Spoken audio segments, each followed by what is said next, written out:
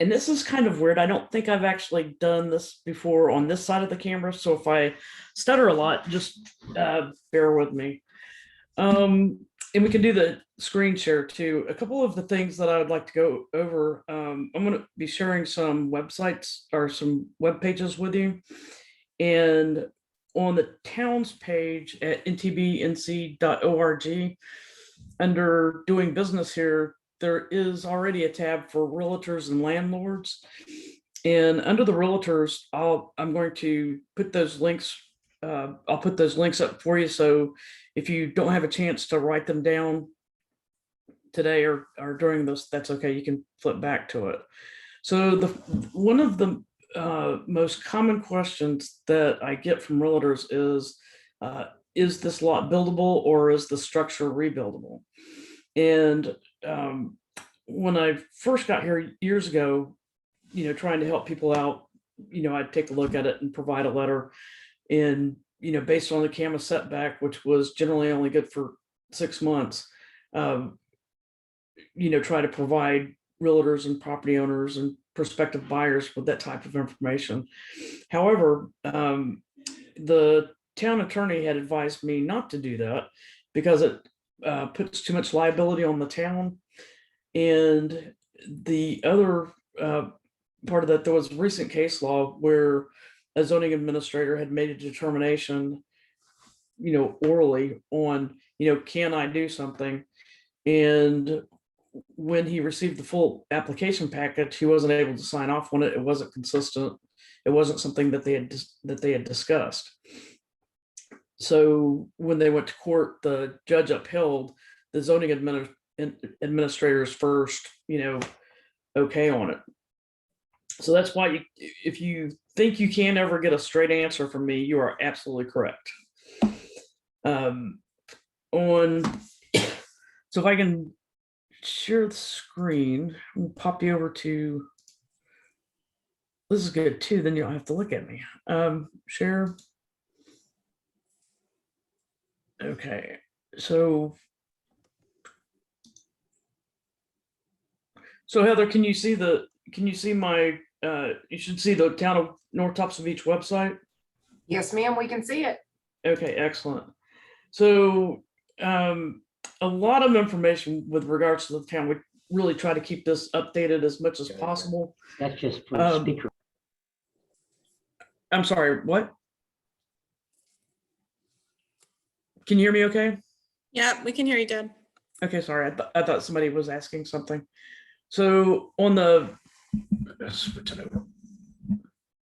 website, on the tab to the far right is doing business here, and then it comes down to realtors and landlords. So I'll add those links. I'll give you a special link somewhere on here on the tabs and some of the things that we discussed today. So back to, is a lot buildable or not? We can't make that determination, and neither can CAMA without a full application package. So, and that includes the PLATA survey, V-Zone certificate, elevation certificate. Deb, can I say one thing for the realtors who are on the line as well? Because I get a lot of these questions too. And being the mayor and a realtor, I can see both sides here. Really, the answer for what, if somebody asks you if it's buildable or non-buildable or conforming or non-conforming lot, as Deb is saying, the answer is really got to come from the surveyor and from CAMA. I think that everybody should be skilled enough to have an idea of what the current setbacks are for the different areas of the island, because sometimes you can look at it and it's clearly the house falling into the ocean. That would definitely be a non-conforming lot.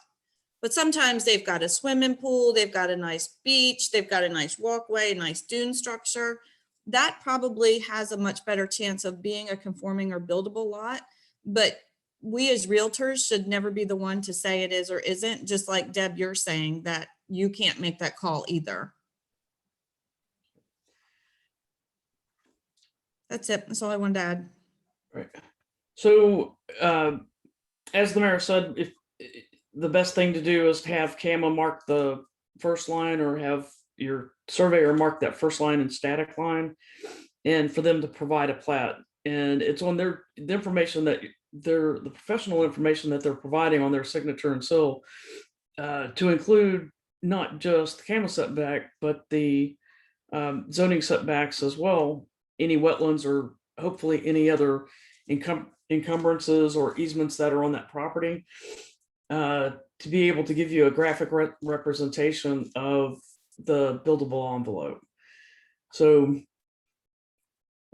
that's kind of the answer in a nutshell. And it's not CAMA. Also, CAMA, if you call and ask CAMA if a lot is buildable, they'll tell you the same thing, that they can't make a determination without a complete application package.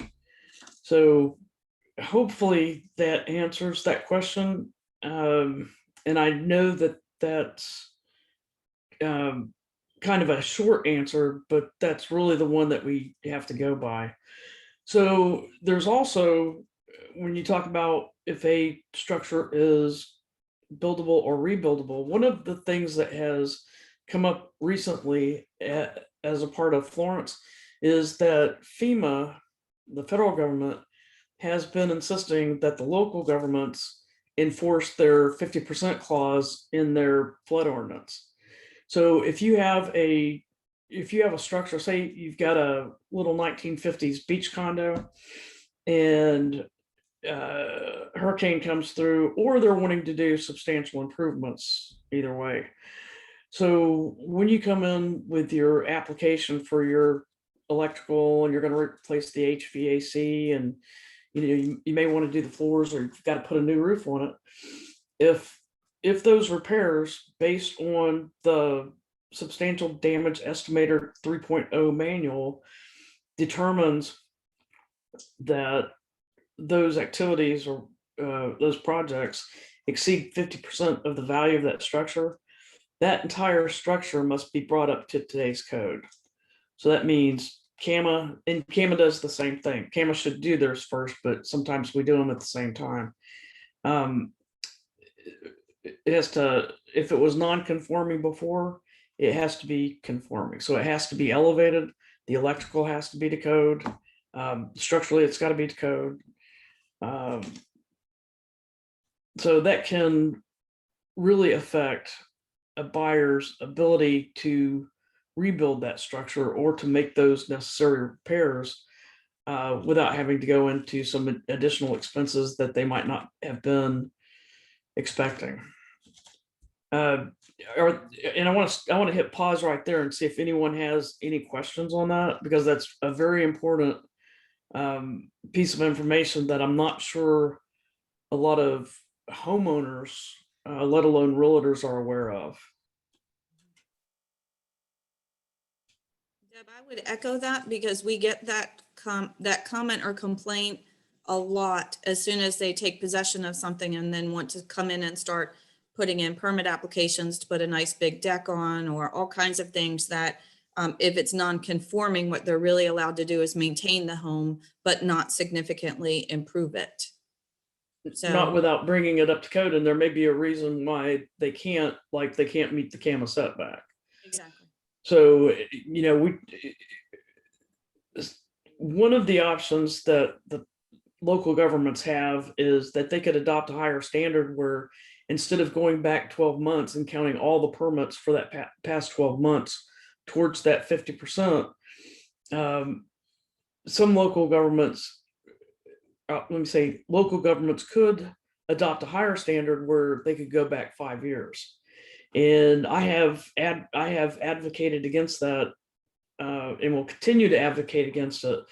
One, I think that it deters people from coming in and getting permits and doing the work that they really need to do to their structure, and having that building inspector and myself come in and inspect the work that they paid a contractor to do for them. So I think that may cause, doing it over a 5-year period, I think can be more burdensome on the property owner than what it needs to be.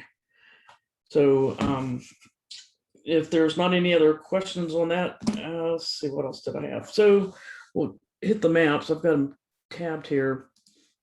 So the first one's Onslow County GIS, and I use that probably 1,000 times a day, and I'm sure that all of you do also. One of the neat things that it has that I'm sure that you're familiar with, I hope that you are, and we won't go over this too much because I think that all of you are fairly familiar with it, is you can do the 2020 aerials, and you can also go back to that 2018 pictometry. And of course it goes 2016, 12, all the way back to 2001. The pictometry, there's a contract that Onslow County GIS has that over the immediately after a hurricane event that they'll do a flyover and do this pictometry, which, as you can tell, the resolution is so much greater than your typical aerial. So, but by using those years, you can kind of compare what was on the ground in 2010 to compare to what's on the ground in 2020. Please don't forget about your Cobra layer also. If you can use GIS, that's whether or not properties in Cobra is something that you would be able to turn that layer on, and say in this area where it's hatched that the designation was October 1st of 1983. So if a structure was built prior to October the 1st of 83, then it would be grandfathered for flood insurance through the National Flood Insurance Program. If there was a structure that was built after October the 1st, 1983, they would have to go through a private insurer like Lloyd's of London or Sneaks Ferry Insurance Group. It used to be that private insurance was significantly higher than what NFIP was. And because of starting with Katrina and Sandy, and then a couple of hurricanes after that, the cost of NFIP insurance started rising to where the private insurance and NFIP oftentimes are comparable. And there may be some differences. Federal government doesn't regulate what a private insurer charges for premiums. That's one of the downsides. But in North Topsail Beach, with the town's flood ordinance and with the adoption of the higher standards, property owners that do have a NFIP policy also have a 25% discount because of the town's Class 5 rating system. Townwide, that's a savings of between, I think it's like $500,000 a year. So recent changes in flip over to the flood map since seem to be talking about that. Recent changes in the flood maps that we've had. In our last set of maps were adopted June 19th of 2020. And prior to this set of maps, 75% of the town was in a VE flood zone, and the other 25% in an AE flood zone. With the adoption of the new maps based on the science and all the technology that was available between 2005 and the preparation years prior to the adoption of this map, it's actually flipped to where that now 75% of the town is in an AE flood zone and 25% is in a V zone. If you're selling vacant lots, or if you're building in North Topsail Beach, please keep in mind that the town has adopted VE construction standards throughout. So that means the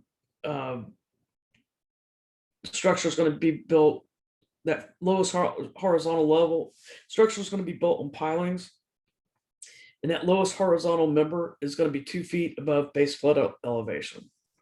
Okay, and if you use the froze, this might be a little bit more for you, but it's certainly a tool that you can use. So if you need a quick answer, and you say, okay, these people are interested, but they want to know what the flood zone is, what the base flood zone is. So in this case, it's in an AE flood zone, and the base flood is 11 feet.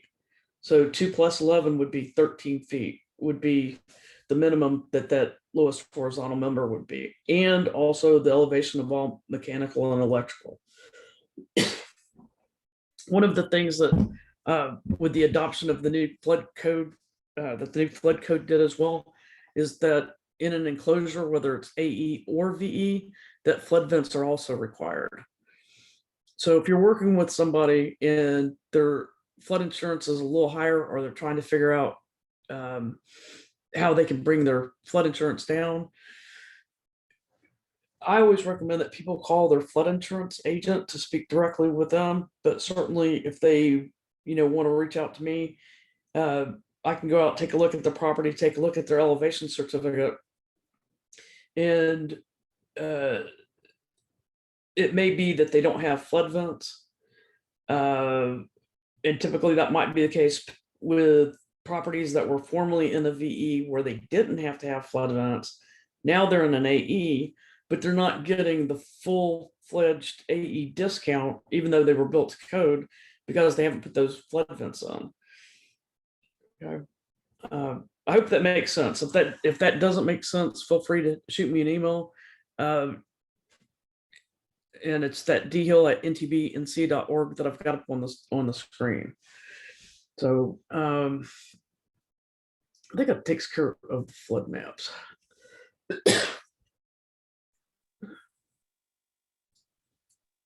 Okay, and Hey Deb, can I add one more thing on the flood zones? Because this is the one thing that a lot of folks don't understand too, is right now, if the property or the oceanfront associated with that property is in a private flood zone or a COBRA zone, that right now does not qualify for beach nourishment projects through the government or through reimbursement through FEMA. So that's why you'll see the areas that have been renourished in North Topsail Beach and continue to get renourished are mostly phase 5 or phase 1. Those are federal flood zone areas. We've got a large, and there's a bunch on Island Drive too that are federal flood, but the pockets that are COBRA zone, like in front of St. Moritz or Villa Capriani, if the town were to put sand on those beaches and it gets wiped away in the next storm, we don't get reimbursed for that through any of federal government programs. So when I'm talking to folks about federal flood or private flood, I do also mention that.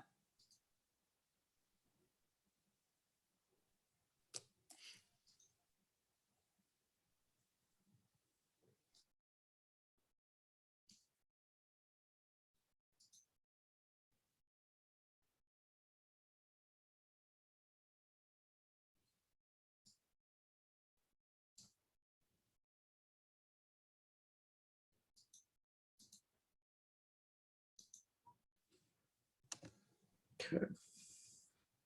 All right, make sure that I'm back on there while I'm getting this up. Thank you for your patience on that. So the next set of maps is from North Carolina Department of Environmental and Natural Resources, DENR, Division of Coastal Management. They have the state has finally hired an LPO minor permit coordinator. It has probably been since 2006 since that position has been filled. So the LPOs generally have a 2 or 3 county region. Please understand that they are dealing with many people, and probably the best way to contact them is email as well. And I'll put Rob Miner's contact information on that site on the webpage for realtors. And also we're getting a new CAMA LPO as well, and I'll have his contact information up there too. So one of the interesting questions that I get, and there was a great bulletin that the North Carolina Real Estate Commission has, and it's buying coastal property. If you don't have that, I would encourage you to order that, or at least download it electronically, and to pass that on to your prospective buyers. it certainly helps them think about the questions to ask. And sometimes when you're, in the mountain, you've lived in the mountains of North Carolina all your life, and you're looking at buying that dream home in on the coast, even in the same state, and all you see is sunshine that day, it's hard to think about flood insurance and hurricanes and whether or not I can rebuild my property and whatever else. So that's a really great brochure on that. I don't want to get into the erosion rates too much or the setback factors too much on that north end. That's really a Division of Coastal Management thing, but that erosion can certainly have an impact on the structures on the north end. And when somebody says, whether it's an oceanfront house that doesn't meet the setback, say it's not conforming, or it's a house on the north end, and I've got either a prospective buyer trying to answer all their questions, oftentimes they ask, well, would you recommend that I buy that? And one, I don't really feel comfortable answering that question to begin with, just for all sorts of reasons, but also because different people have different tolerance for risk. And because I'm conservative in nature is why I'm a planner and not a daytime stockbroker or flipping houses, I guess. But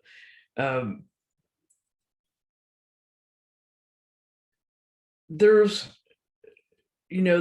risk in any venture that you get involved in, and so to me the solution is to get as much information as you can to where that you can weigh the pros and the cons. And if there's property that you're attracted to or that you want to buy either because you're attracted to it or you think it's going to be a good investment, ask as many questions as you can. And I'm certainly here for that. And I apologize to you, particularly in this climate, that I'm not always as available as what I'd like to be or have been, certainly.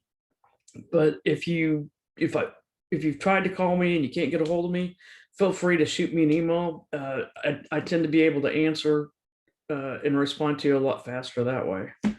So I don't know if that's my last map. I got my little bar handing up there. So another question with regards to property in North Topsail Beach. The town in 2011, the town updated their zoning ordinance and their subdivision ordinance and combined it to a unified development ordinance. And that's available online through the American Legal, American Legal. And I'll put that link on that site as well. And probably highlight a couple of sections that I get calls about. For example, if I buy this property and it's zoned R10, what can I do with it? And so section 4.02 gives you a little scrolling list and tells you by zoning district what uses are available or are permitted, or what uses would be permitted by special use permit. So, and again, if you have any questions on that, feel free to give me a call. I think if there's anything else in there. So Deb, that's slightly different than Onslow counties though, right? It is different from Onslow County because North Topsail Beach is a separate jurisdiction. And I've had that question before where I had individuals that were contacting the floodplain administrator for Onslow County. And whether you contact the Onslow County planning director or the floodplain administrator, as much as I respect and admire those people, they don't have the authority to make, even if they're correct, they don't have the authority to make determinations for the town of North Topsail Beach. So, and that's not a ego thing, that is a legal thing. So, all right. The next one, and this kind of evolved. We have this map. I think we've taken it down. We haven't put it back up yet because we're working on some items, and we do need to get back up. But there was a period of time that I had a lot of, contact from realtors that were looking at property on the sound side, and they wanted to know where was the closest beach access. And so there's I started this Google map. I'm trying to zoom in on it. There we go.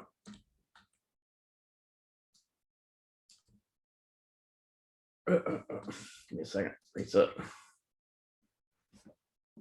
Hitting all my buttons here. There we go. So you can zoom into this Google map, and if you're looking at property over here, then you can tell where the closest beach access is, as well as the parks and kayak launch. So, and as I mentioned before, the town's website is ntbnc.org. There is a tremendous amount of information. If you go to, I think it's community, and everybody wants to know about the beach and what projects the town's working on. And all that information is found under community and shoreline protection. We try to keep that as updated as what we can. And also all of the town's efforts with regards to COBRA and working with state legislatures and to appeal to Congress to remove the COBRA designation from the town. So all that information and background and history is under that tab under community under COBRA. So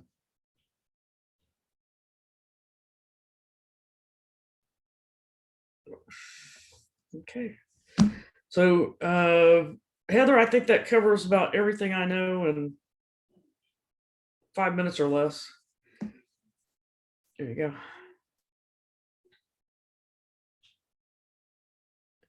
I see, Erna. Did you have Irene? Did you have a question? Okay. I'm okay, thank you. All right, great. So Heather, if anybody else has a question, I'm here. Otherwise, I can't think of anything else. Deb, it's Joanne. Just one other thing I want to mention for everybody out there is that the new inlet hazard zone regulations should be coming out. I heard sometime in June. I don't know if you heard that. No, that's why I said I didn't want to get into that. Whenever I had it up on Diener's map, that I'll post their contact information to where that they That'd can be get that. perfect. They can Yeah, get I that would just directly like from the horse's mouth on it. Yeah, because it seems the timelines continue to change. So if we can just get them in that direction, should they have any questions, that'd be perfect. Thank you.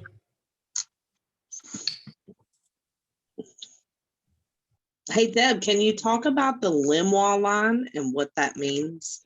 Oh my gosh. Did you reach back and try to figure out the most difficult flood question in history that everyone is struggling with? You know, I can't give you the easy one. That Limois line, we have one, and there was somebody had reached out to me, a surveyor had reached out to me and was saying, can you help me with this Limois line? And it is, try to get you the definition of it. It is an area between, I don't want to tell you wrong.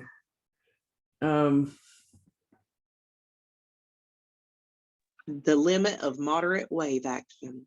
Yeah, I want to give you a textbook definition of it. Let me, I'm going to get back to you, but I'm going to post that answer on that real estate page. That is something new that, yeah, that's something new that they've come out with. I'm really single-minded, and I've gotten very used to that VE and AE flood zones. And so I mean, just the main thing for us to keep in mind is that if you have a structure that's on the ocean side of the limb wall line, it has to be built to VE standards. And the limb wall line even goes over onto the mainland in Sneads Ferry in a lot of places. right. And see that for the town of North Topsail Beach is a non-issue, because as I said before, we've had V-zone construction standards since 2000. Mm-hmm. So everything since 2000 has been required to be built to that, breakaway walls. And Mm-hmm. if it wasn't a prior to 2020, 2020, that it had to have flood vents as well, and Now, be and that's true. elevated. So, And that's true for all three beach towns, right? Everybody requires VE building standards, correct? I don't know about. I can't speak to Surf City or to Topsail.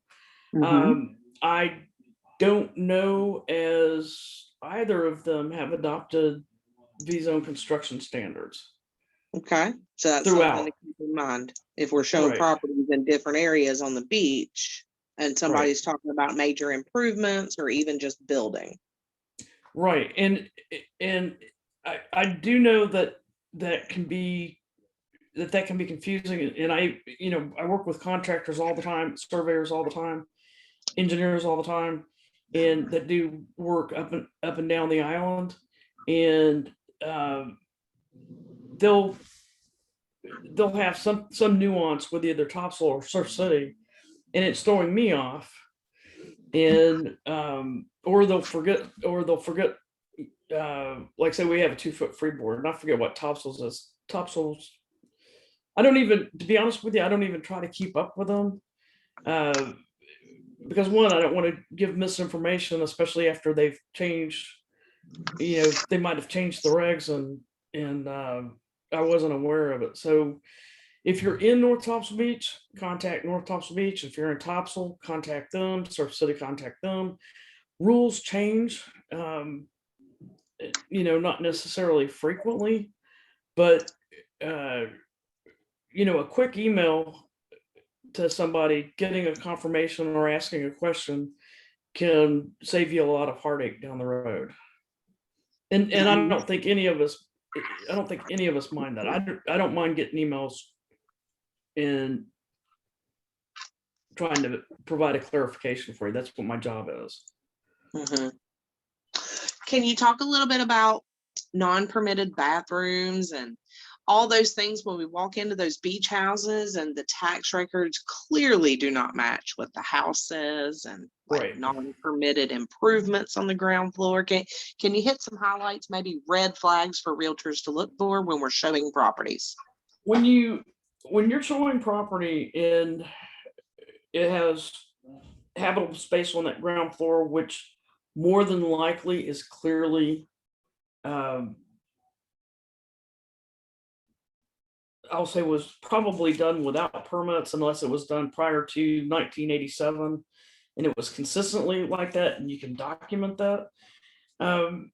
We've run into houses where the ground floor was converted. So if I have this little 1950s beach house, little beach bungalow, and I'm renting it out for a couple of $1,000s a week or whatever, and then all of a sudden I have this bright idea that I can double my income if I enclose that ground level and put in a kitchen and a bed and whatever else. So then I decide that I want to sell it, and now I'm selling it because I've also increased the heated square feet.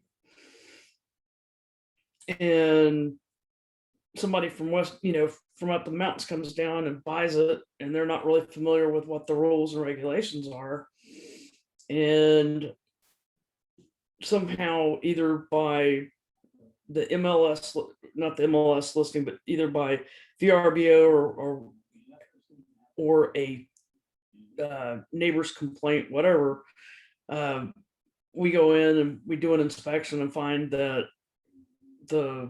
that ground level was converted to habitable space, that owner has to go through the expense of removing all that.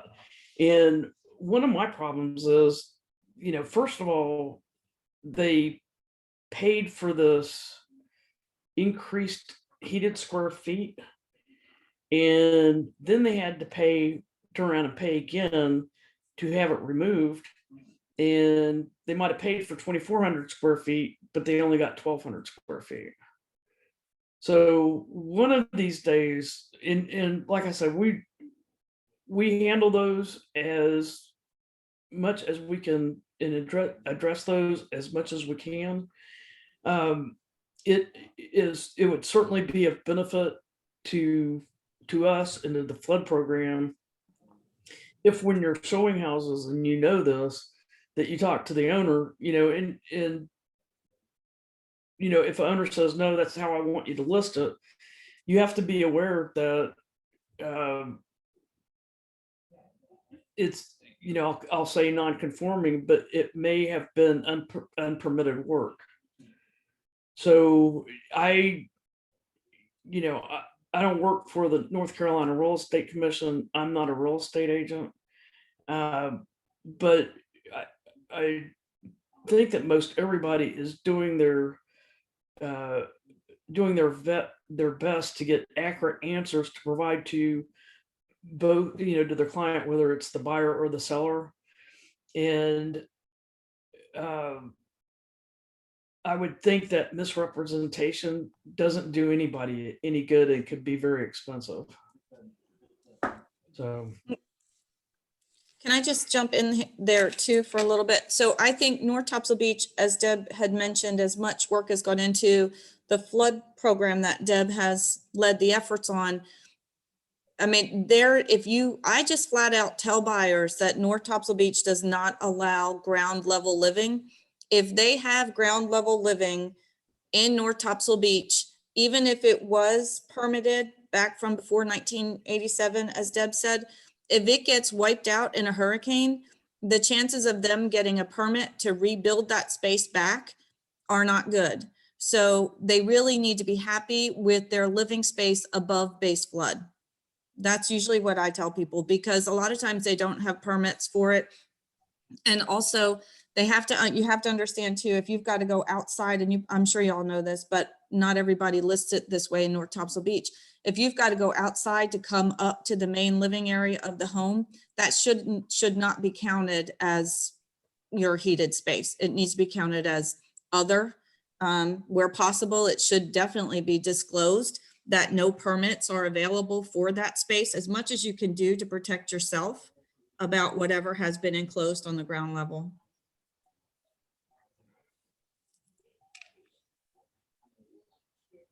Did I miss anything, Christina? Nope, y'all covered it. Thank you. Christina, do you think that has been an ongoing problem with most of the beach community? Do I think of what?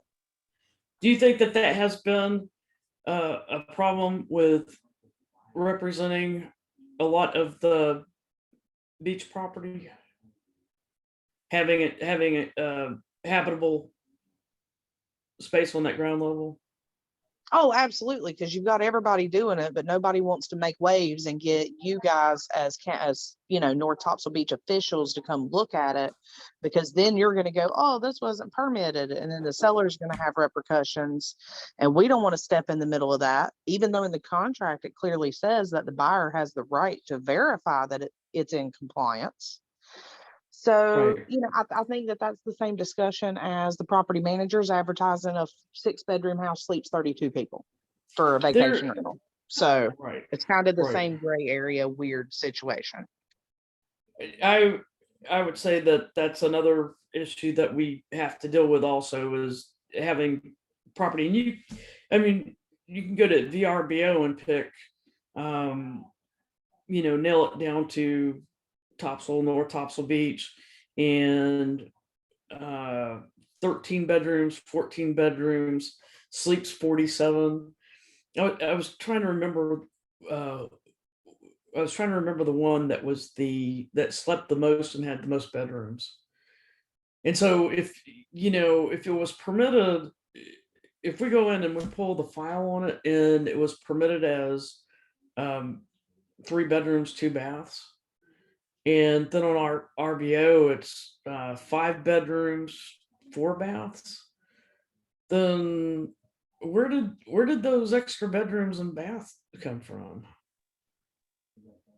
Right, so as best practices here on the beach, what we try to do, and I'm just gonna speak for myself, is make sure we upload the sewer permits and any other permits like that we have. But really, if you are representing a buyer or a seller and you go by that sewer permit, and as both of you just mentioned, they've got 10 bedrooms, not the 3, that should be disclosed to the buyer, because the buyer really needs to determine moving forward, do they want the seller, if it's legal, like in Ocean Ridge, they all got 3-bedroom sewer permits and some of them are 8-bedroom homes.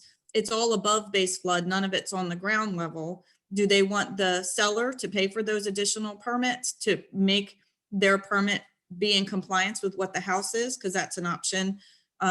Were those additional habitable rooms put on the ground level? Because then they want to consider that in what their potential rental income is moving forward. It may not be realistic. As I said, if we get a big storm and you lose that, you know, these are conversations that you need to be having with whoever you're representing, the buyer or the seller. Sometimes I think people do things and they don't, because that's it makes sense. How can I double my income? Right. Right, but I don't want to be the one that Sometimes loses. I think that they're just unaware of the financial ramifications that can have, as well as the legal ramifications that can have. And it's not easy. It's certainly not anything that Jimmy or myself want to do, is go knocking on somebody's door and tell them they need to remove the kitchen, the 2 bathrooms, the bunk beds, and all the habitable space that's been created. The most expensive job to date that I'm aware of to bring it into compliance cost the owners $50,000. Right, and if it wasn't disclosed to them purchasing the home, they're going to be calling their agent real quick. And in that case, it was disclosed, fortunately, and it was a realtor that contacted me and said, what do we do about this? And I said, well, if you'd like for me to come over and take a look at it, I'll be more than glad to come over there and work with you. And so the new owner that bought it, we worked with them. It wasn't, you've got 15 minutes to get this place, into compliance. We worked with the new buyer to bring that entire structure into compliance.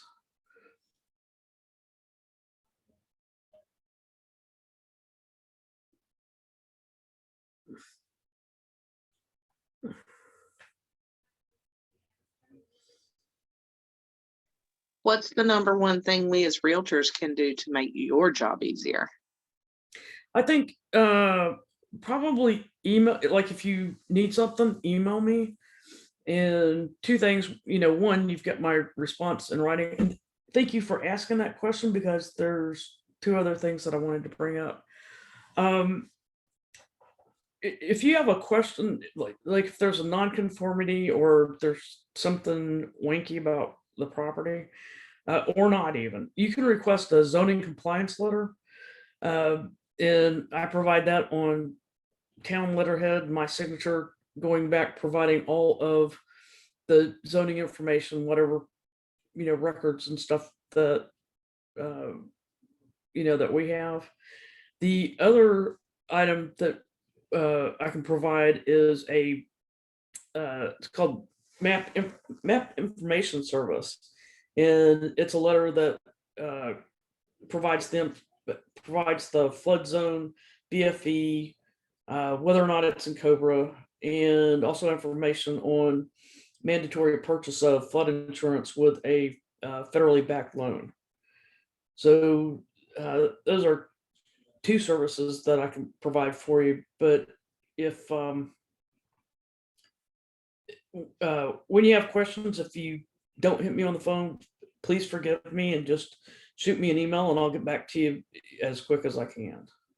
I understand that there's information that's flying back and forth and a lot of offers are contingent upon the information that you provide. I am very sensitive to that.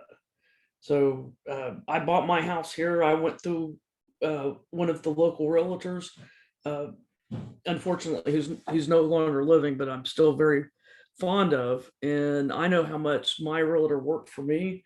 And so I know how much, I know how hard you're working for your clients, both the buyers and the sellers, as well as the restless nights that you spend staring at the ceiling whenever you finally do get to go to bed, wondering if you've made a mistake. So, you know, I want you to consider us.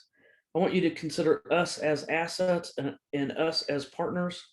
And we'll leave it at that.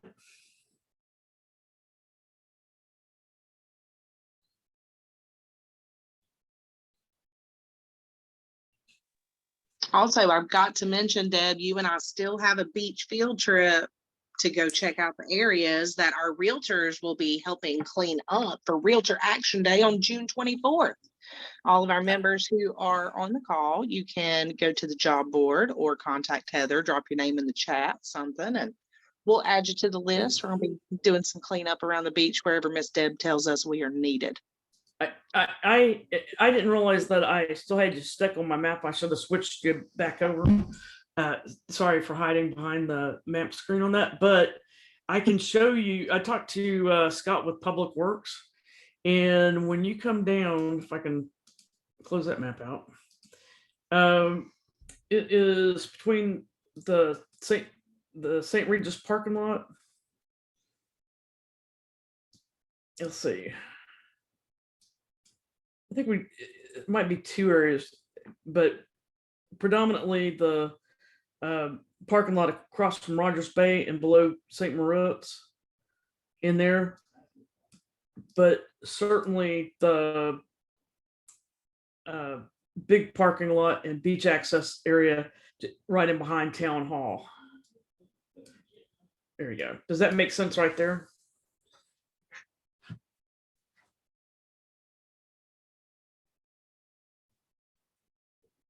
Can you see that, Christina?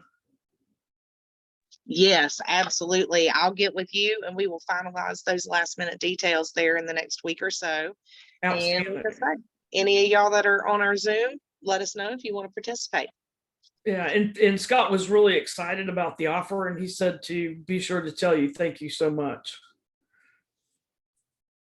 No problem.